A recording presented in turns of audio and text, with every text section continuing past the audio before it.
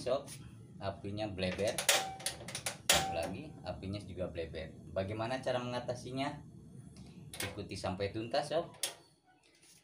Ini bleber akibat ini sudah tidak presisi sob. Ini sudah bengkok-bengkok sob. Ini udah habis. Gerigi-geriginya udah habis. Ini enggak enggak ngepas lagi di lubang ininya, di lubang selongsongnya sob. Yang satu lagi ini udah belah sob. Udah belah sama ini udah bengkok, jadi keluar api dari sini, dari selongsong tengahnya.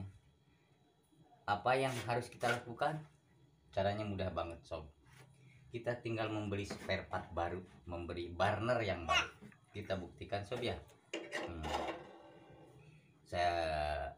Raja Naga sudah menyiapkan burnernya, tinggal memasangnya dan kita coba bagaimana hasilnya. Oke sob, api jadi bagus kembali, tidak seperti tadi bleber. Oke sob, sampai di sini dulu perjumpaan kita.